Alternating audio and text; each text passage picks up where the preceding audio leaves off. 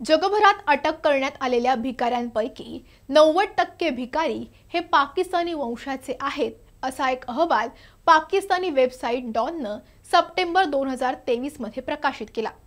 या वर्षी मार्च मध्ये इस्लाम धर्माच्या पवित्र रमजान महिन्यात दुबई प्रशासनानं ह्या भिकाऱ्यांविरोधात मोहीम सुरू केली होती।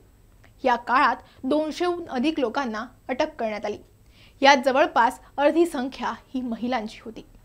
या भिकाऱ्यांच्या वाढत्या संख्येमुळे मध्य पूर्वेतील देश हैराण झालेत।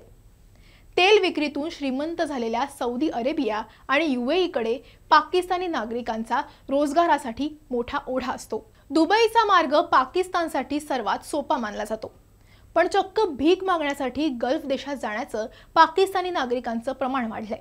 हे साधेसुधे नाही तर प्रोफेशनल भिकारी आहेत। ऑगस्ट पासून यूएई कडून ज्या पाकिस्तानी लोकांच्या बँक खात्यांमध्ये पुरेसे पैसे नाहीत त्यांना व्हिसा देण्यास नकार देण्यात आलाय। त्यातच पाकिस्तानातील भिकाऱ्यांमुळे सौदी अरेबिया देखील त्रस्त आहे। सौदी अरेबियानं थेट पाकिस्तानला धमकी वजा इशारा दिलाय। पाकिस्तानातील भिकारी मध्य पूर्वेकडील देश आणि पाकिस्तानातील नागरिकांसाठीच कसे डोकेदुखी ठरतात। पाकिस्तानातील भिकाऱ्यांविरुद्ध मोहीम का सुरू झाली आहे या बातमीतलीच एक इंटरेस्टिंग स्टोरी मी तुम्हाला सांगते। नमस्कार, मी कोमल आचरेकर आणि तुम्ही पाहत आहात महाराष्ट्र टाइम्स इंटरनॅशनल। या व्हिडिओला सुरुवात करण्यापूर्वी एक महत्त्वाची आठवण, जर तुम्ही आमचे YouTube चॅनल अजूनही सबस्क्राइब केलं नसेल तर ते जरूर करा। सौदी अरेबियानं पाकिस्तानला या भिकाऱ्यांना आवर घाला असा इशारा दिलाय।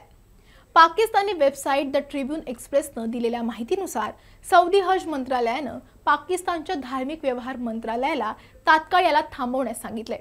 जर पाकिस्तान सरकारनं यावर कारवाई केली नाही तर त्याचा परिणाम पाकिस्तानी उमराह आणि हज यात्रेकरूंवर होऊ शकतो असा इशारा देण्यात आलाय। परदेशात भीक मागण्यासाठी व्हिसाचा गैरवापर करणाऱ्या भिकाऱ्यांच्या या प्रवृत्तीमुळे पाकिस्तान आणि तिथले खरे पाकिस्तानी त्रस्त झालेत।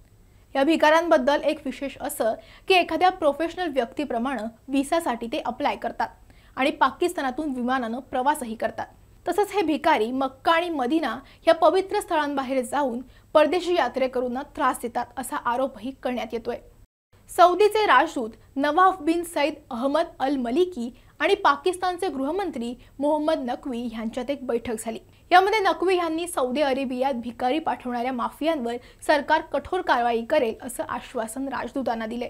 अशा घटनेमुळे पाकिस्तानची प्रतिमा खराब होत असल्यानं पाकिस्तानकडून आता यावर कारवाई करण्याची जबाबदारी फेडरल इन्व्हेस्टिगेशन एजन्सीकडे म्हणजेच FIA कडे देण्यात आली आहे। FIAच्या अधिकाऱ्यानं पाकिस्तानच्या आंतरराष्ट्रीय विमानतळावरील इमिग्रेशन अधिकारी कमी कालावधीसाठी मध्य पूर्वेकडे वारंवार प्रवास करणाऱ्या प्रवाशांबद्दल अधिक सतर्क असल्याचं सांगितलंय।